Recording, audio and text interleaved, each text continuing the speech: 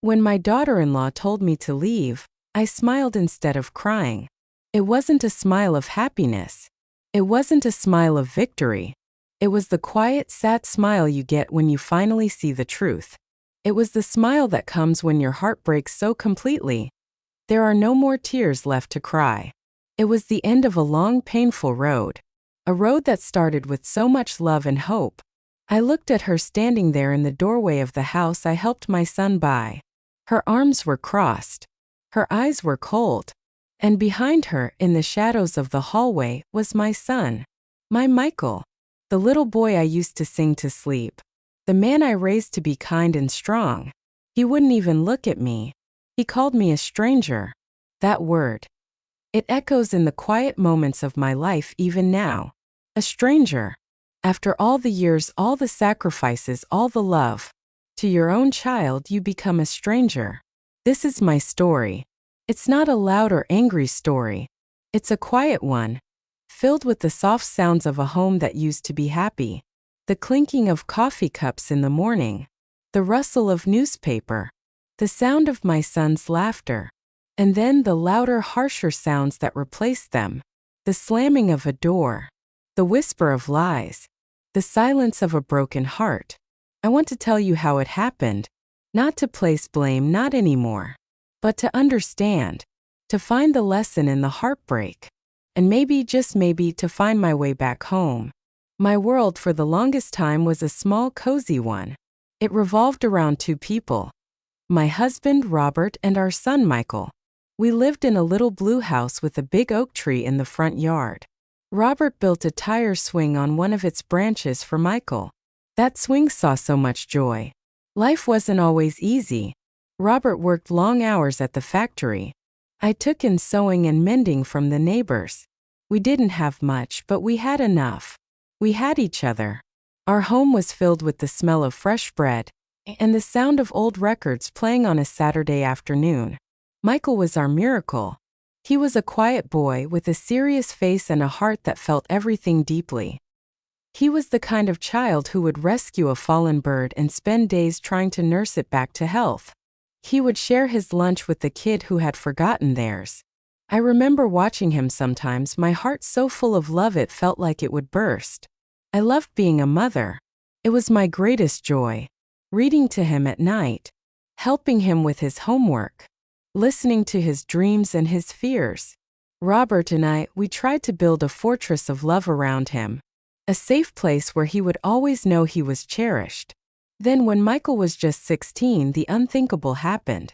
Robert had a heart attack. It was sudden and swift.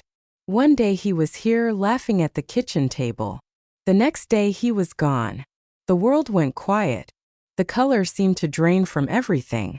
The little blue house felt so big and empty without him. Michael and I, we clung to each other. We were two lost ships in a stormy sea. And we were each other's only anchor. I had to be strong for my son. I took on more work. I learned how to fix a leaky faucet. I learned how to be both a mother and a father. Through it all, Michael was my strength too. He would hug me when he saw me crying over Robert's old chair. He would say, "It's okay, Mom. We'll be okay." And we were. Slowly, painfully, we built a new kind of life. It was a life with a Robert-shaped hole in the center of it. But we learned to live around that emptiness. We kept his memory alive. We would talk about him at dinner. We would laugh at his silly jokes. Michael grew into a fine young man. He studied hard. He got into a good university. The day he left for college was one of the proudest and hardest days of my life. I stood in his empty room, the shelves bare, the bed neatly made. It was so quiet. I felt a chapter of my life closing with a soft, final thud. But our bond didn't break. He called me every Sunday evening without fail.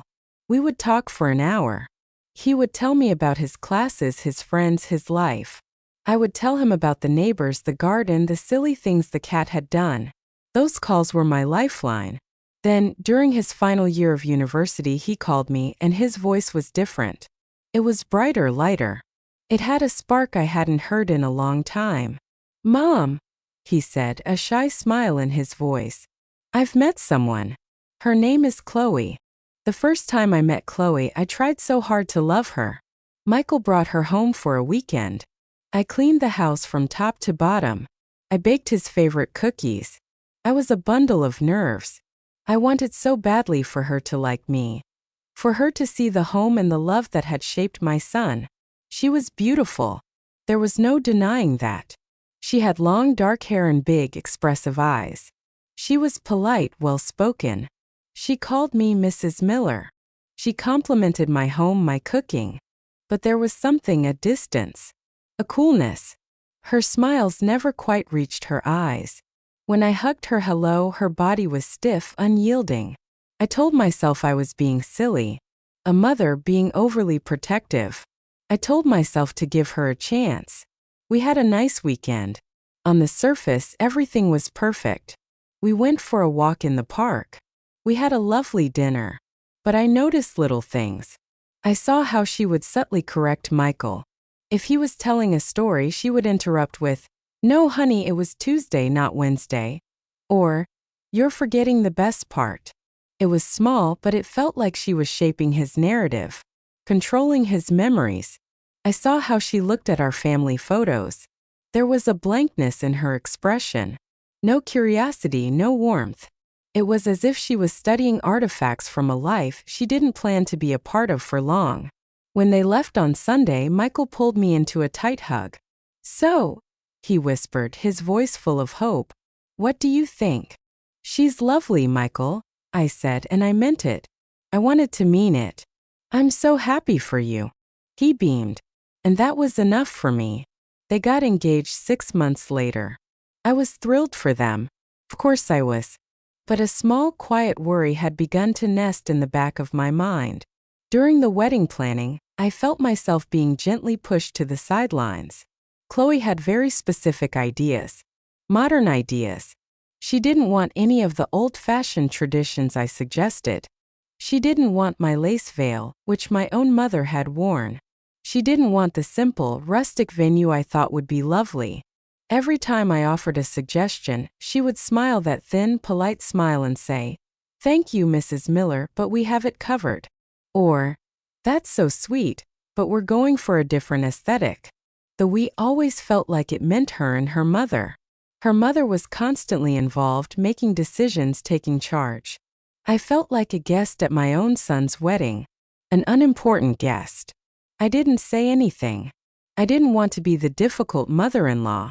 I swallowed my disappointment. I smiled and nodded. I wrote the checks they asked for to help with the expensive, glamorous wedding they were planning. The wedding day was beautiful. It was like a picture from a magazine. Michael looked so handsome, so in love. When he saw Chloe walking down the aisle, his face lit up with pure adoration. My heart swelled with love for him. In that moment, nothing else mattered. At the reception, I tried to talk to Chloe. I wanted to welcome her to the family properly. "Chloe," I said, my voice a little shaky, "I just want you to know. I'm so happy you're a part of our family now. I'm here for you. Always." She looked at me, her eyes cool and assessing. Then she gave me that practiced smile. "Thank you, Margaret." She called me Margaret. Not Mom. Not even Mrs. Miller. Margaret. It felt like a door being gently but firmly closed in my face. After the wedding, things changed quickly. Michael and Chloe moved into a new apartment in the city, an hour away from my little blue house. Our Sunday calls became less frequent. When I did call, our conversations were shorter.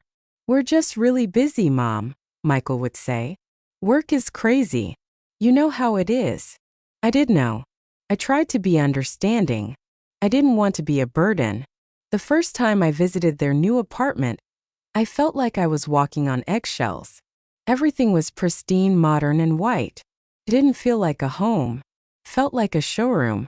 I was afraid to put my cup down without a coaster. Chloe was the hostess. Polite, efficient, but distant. She had a way of making me feel old, out of touch. I mentioned a recipe I wanted to share with her and she said, "Oh, we're doing keto now, Margaret. No carbs." I talked about a movie Robert and I loved and she said, "Black and white films are so hard to get into, don't you think?" Every shared memory, every piece of my life, seemed to be gently dismissed as irrelevant to their new shiny world. The real shift started about a year after the wedding. Michael called me, his voice excited. "Mom, we're buying a house." I was so happy for them. "That's wonderful news, sweetheart. Tell me all about it." He told me about a new development on the outskirts of the city. It was a bit more than they could afford, but it was their dream. I listened, my heart full. Then he grew quiet. "Mom, the down payment. It's a little steep. We were wondering, you still have the money from Dad's life insurance, right? The one you said was for my future." I did have it. Robert had left a small policy. I had been saving it for a moment like this. It was my security, but of course I wanted to help my son. "Of course, Michael," I said without hesitation. "It's yours. It's always been for you." I transferred the money to his account the next day. It was a significant amount. It represented years of Robert's work, years of our sacrifice. But I was happy to give it. I wanted to help them build their home. A few months later, they moved in. It was a beautiful modern townhouse. I helped them unpack. I was arranging books on a shelf in the living room when Chloe came in. She looked at the books in my hand. Then she took them from me. "I think they'll look better over here, Margaret," she said, her voice pleasant but firm. "And maybe grouped by color? It's more cohesive." She started rearranging the books I had just put on the shelf. My help was not help. It was an inconvenience. It was wrong. I saw Michael watching from the doorway. He gave me a weak, apologetic smile, but he didn't say anything. He didn't tell Chloe that the way I had done it was just fine. He just turned and walked away. That was the first time I felt a real physical ache. A deep sadness that settled in my bones. My son, my anchor, was drifting away. And I felt like I was just watching him go, powerless to stop it. The small tensions became a constant, low hum in the background of our relationship. I would invite them for dinner. Chloe would always have a reason they couldn't come. "We're so tired, Margaret. We have plans with friends. It's just such a long drive." When they did come, the dynamic was different. Michael was quieter. He let Chloe do most of the talking. He seemed smaller somehow, diminished. One day I was at their house, babysitting for a few hours while they ran an errand.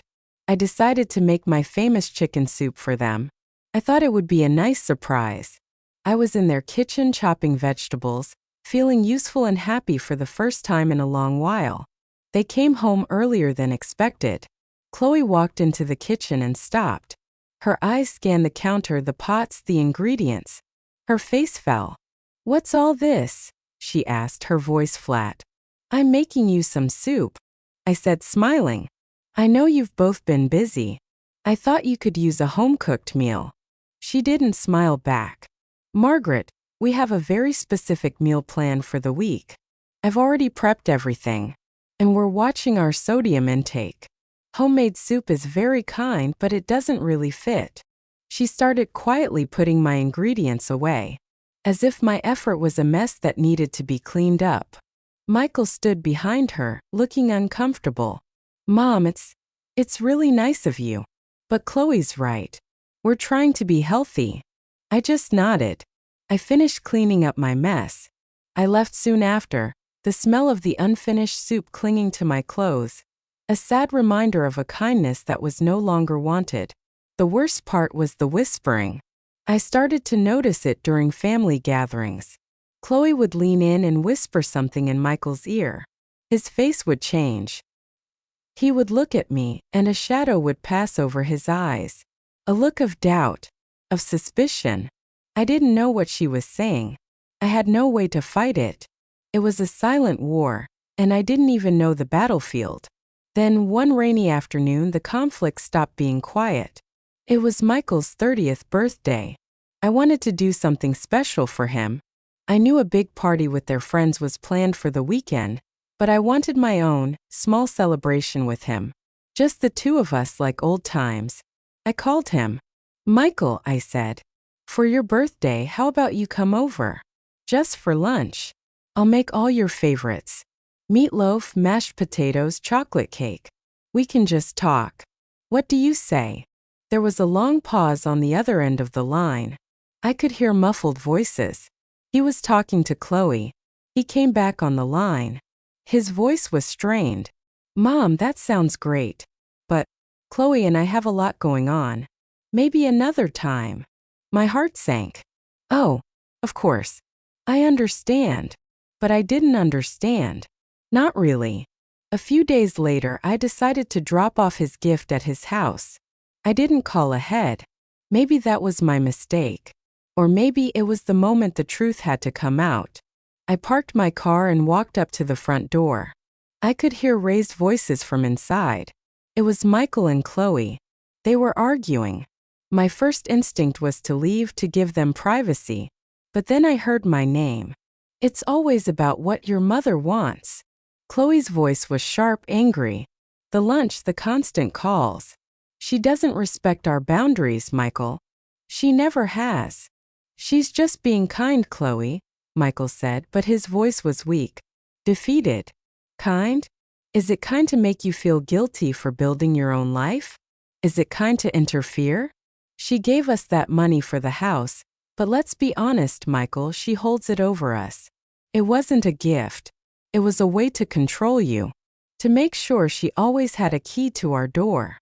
I stood frozen on the doorstep. My hand, which was about to ring the bell, fell to my side.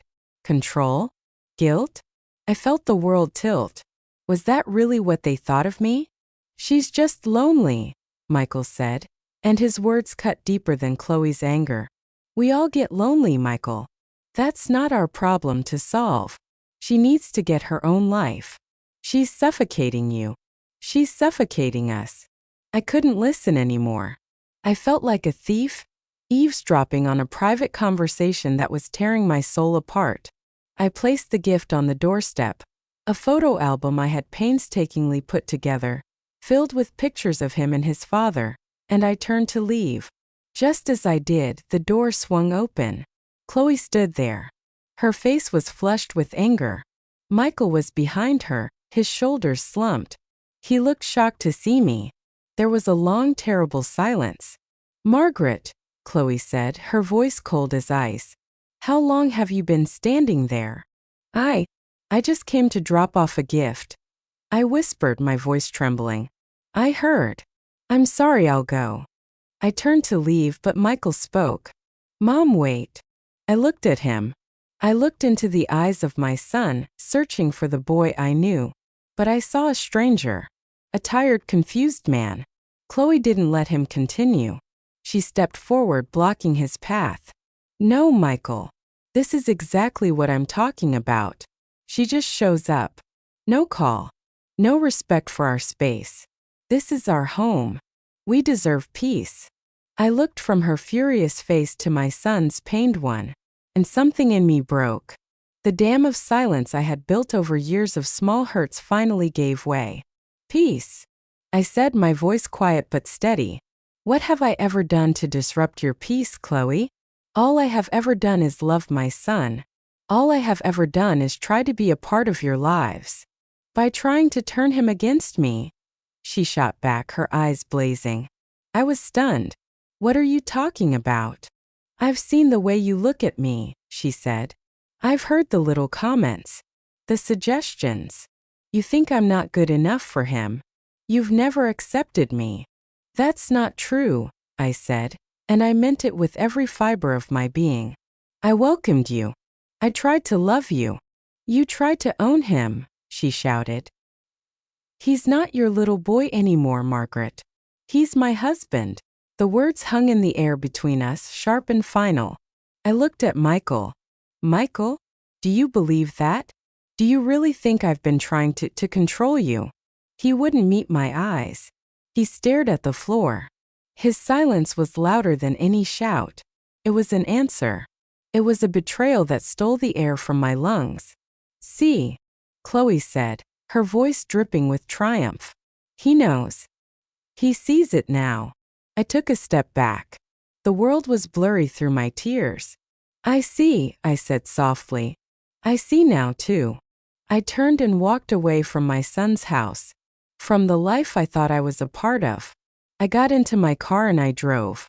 I didn't know where I was going. I just drove, the rain starting to fall, blurring the world outside, matching the storm inside my heart. That was the breaking point, the point of no return. For weeks there was only silence. Michael didn't call. I didn't call him. What was there left to say? The chasm between us felt too wide, too deep to cross. Then one evening my phone rang. It was Michael. My heart leaped with a foolish, desperate hope. I answered. Michael. His voice was cold, formal. It was the voice he would use with a telemarketer. Mom, we need to talk. Can I come over? Of course, I said, my voice small. Anytime. I'll be there in an hour. He arrived alone. He looked tired. He walked into my living room, the room where he had taken his first steps, and he didn't even sit down. He stood by the fireplace, his hands in his pockets. Mom, he began, not looking at me. This situation, it can't go on. It's not healthy for anyone. What situation, Michael? I asked, though I knew. This tension between you and Chloe. The interference. The guilt. I have never tried to make you feel guilty, I said, my voice breaking. I only ever wanted you to be happy. Your version of happy, he said, his voice rising for the first time. The version that includes you at the center. Don't you see? I have a new family now. My own family. Chloe is my wife. Her needs, her feelings have to come first. And where does that leave me? I whispered. He finally looked at me, and his eyes were the eyes of a stranger, cold, distant, full of a conviction that was not his own. It leaves you as my mother, he said, but from a distance. You need to let go, Mom. You need to stop trying to hold on so tight. He took a deep breath. And Chloe and I, we think it would be best for everyone if you moved. I stared at him, sure I had misheard. Moved. Out of this house. It's too big for you. The memories, they're holding you back. It's not good for you. We found a nice senior living community. It's very modern. You'd have people your own age around. I felt the room spin. He wanted me to sell my home. The home I had shared with his father. The home where he had grown up. The last place that truly felt like mine. You want me to leave my home? The words were barely a breath. It's for the best, he said, his voice firm. It will give you a fresh start. And it will. It will give us the space we need. I looked at him, this man I had created, loved and raised. I saw the ghost of his father in his face. And I saw a deep, profound weakness that broke my heart all over again. He was doing this for her. He was asking me to erase my life to make his wife more comfortable. I didn't argue. I didn't cry. I just felt a profound, bottomless sadness.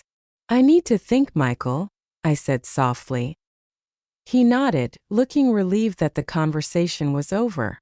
Okay, think about it. It's a good opportunity. He left then. He gave me a quick, awkward hug at the door and then he was gone. I sat in Robert's old armchair for a long, long time. I watched the sun set through the window. I watched the shadows grow long in the room. I thought about my life. I thought about the little boy who used to crawl into this very chair with me to read a story. And I knew with a certainty that settled deep in my soul that I would not be moving. This was my home. It was all I had left of the life Robert and I had built. The final act came a month later. I had refused to discuss moving. I had tried to call Michael a few times, but our conversations were stilted, painful. The distance between us was now a concrete wall. Then one Tuesday afternoon there was a sharp knock on my door. It was Chloe. She was alone. Her face was set in hard, determined lines. Margaret, she said, not waiting for an invitation to come in. She stepped inside. We need to talk. Where's Michael? I asked. He's at work. He doesn't know I'm here. And he doesn't need to. This is between us. She walked into my living room, her eyes scanning the familiar, comfortable clutter with disdain. He asked you to make this easy, she said, turning to face me. But you're refusing. You're always refusing to see what's best for him. I know what's best for my son, I said, my voice calm though my hands were shaking. No, she said, her voice a low, sharp whisper. You don't. You're a weight around his neck. Your sadness, your neediness, your constant presence. It's holding him back. He can't be the man he's supposed to be with you, always pulling him down. Her words were like knives. Each one found its mark. He loves me, I said, but it sounded like a plea. He pities you, she corrected, her voice cold and precise. And I'm tired of watching him feel guilty for being happy with me. I'm his wife. I'm his future. You are his past. A past he needs to let go of. She took a step closer. So I'm asking you, Margaret. I'm not asking as your daughter-in-law. I'm telling you as his wife. Leave. Sell this house. Move away.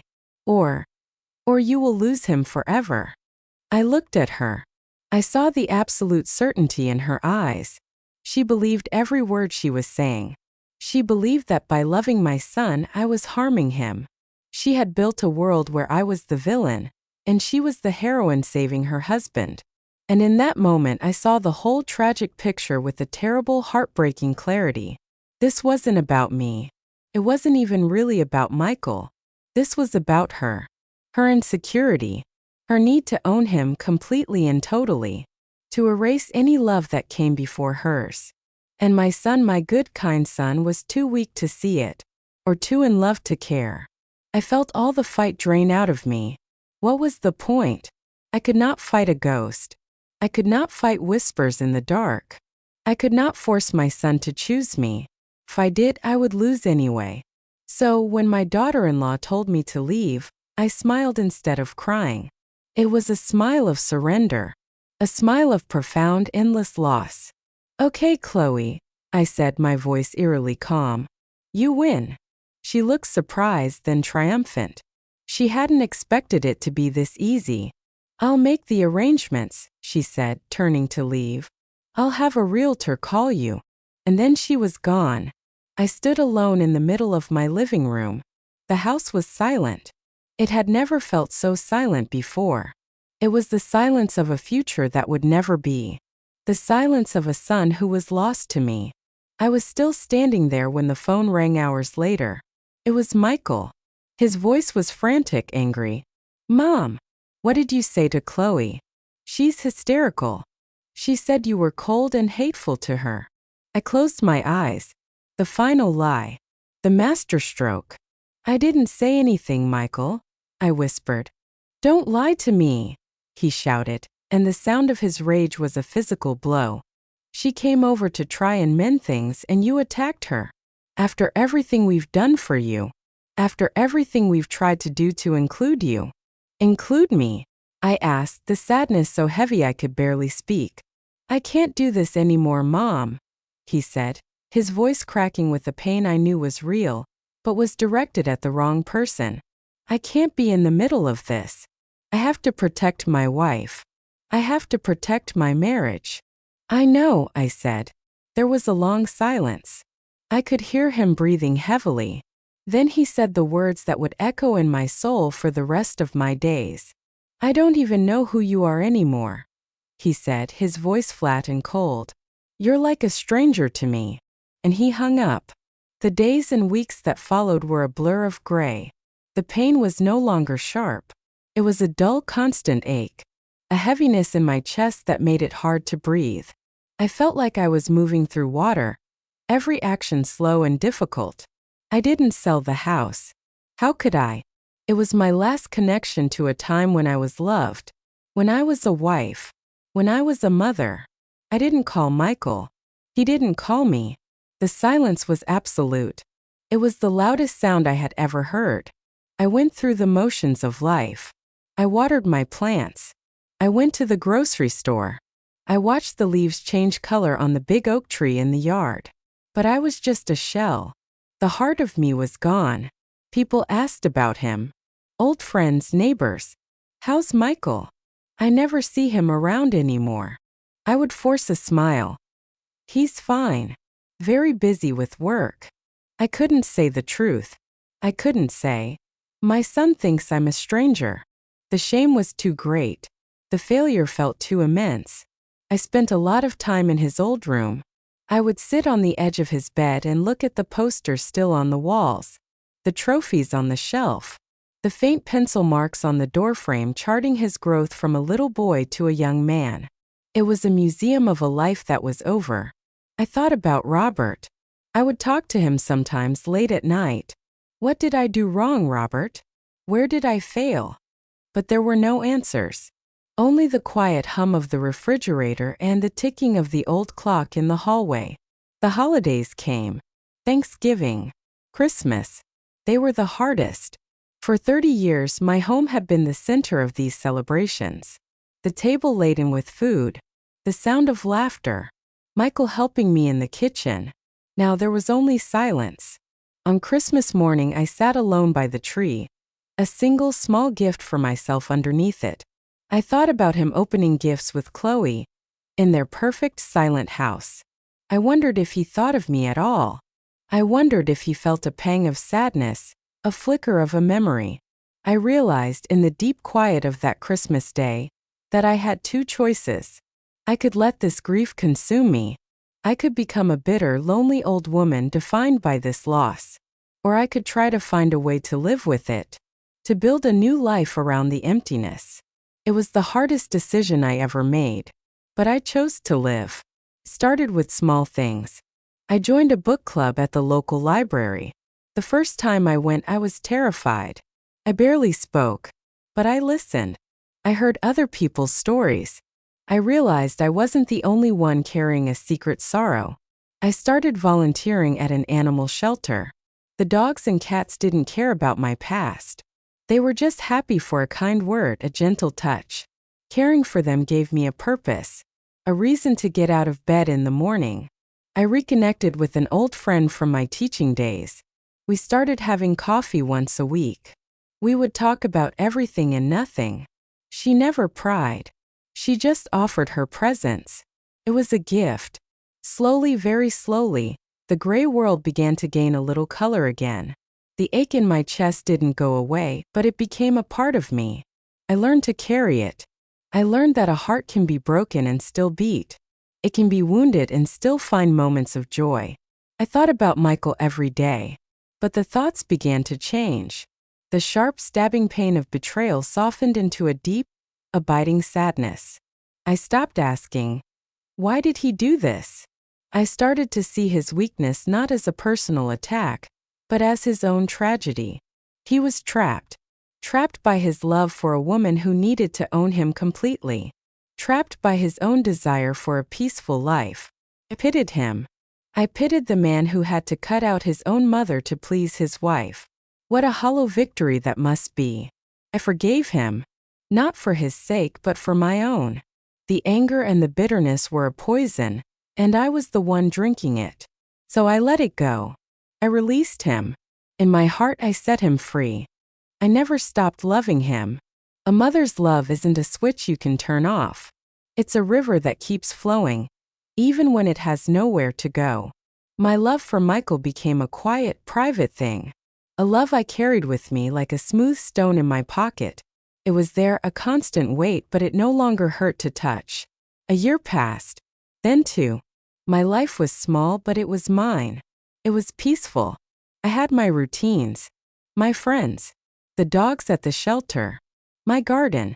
I learned to enjoy my own company. I learned to sit with the silence and not be afraid of it. I found a quiet strength I never knew I had. The strength that comes from surviving a storm you thought would destroy you. One afternoon, I was cleaning out the attic. I came across a box I hadn't opened in years. It was filled with Michael's childhood things. His first pair of shoes. His favorite stuffed elephant, Patches. And at the bottom of the box, a stack of drawings. I sat on the dusty floor and looked through them. Drawings of our family. Stick figures with big, smiling faces. A picture of the three of us under a bright yellow sun. A card he had made me for Mother's Day when he was 7. In wobbly crayon he had written, "To the best mom in the world, I love you to the moon and back." I didn't cry. I smiled. A real genuine smile. The memory was no longer a knife. It was a treasure. It was proof that the love had been real, that the happy years had existed. No one could take that away from me. Not Chloe's lies, not Michael's distance. Those years were mine. They were true. I took the card downstairs and put it on my refrigerator. A reminder of the boy he was. A reminder of the mother I had been. I was healing. The wound was closing, leaving behind a scar. A scar that would always be there, but one that no longer bled. And that is where my story rests. I am still in my little blue house. The oak tree still stands in the yard, though the tire swing is long gone. I am still his mother, though he acts like a stranger. I don't know what the future holds. Maybe one day Michael will see the truth. Maybe the spell will break. Maybe he will have a child of his own. And in that child's face he will remember what unconditional love feels like. Maybe he will find the strength to come home. But I cannot live my life waiting for that day. I have to live for today. This experience has taught me many hard lessons. It taught me that love is not always enough. You can love someone with your whole heart, and it cannot save them. You cannot love someone into loving you back the way you need to be loved. Taught me about boundaries, that it's okay to have them, that I should have had them sooner, that my love and my life are valuable, and I should not have offered them up so freely to people who did not know their worth. But most of all, it taught me about forgiveness. Forgiving Michael was the key that unlocked my own prison. Forgiving Chloe, too, in a way. She is a wounded soul, acting out of her own deep fears. And forgiving myself. For all the things I thought I did wrong. For not being perfect. For being human. My life is different now. It's quieter. But it is still a good life. It is a life filled with small, simple joys. The joy of a good book. The joy of a cup of tea on a quiet morning. The joy of a dog wagging its tail when it sees me. The love I have for my son did not disappear. It transformed. It became a wider, more generous love.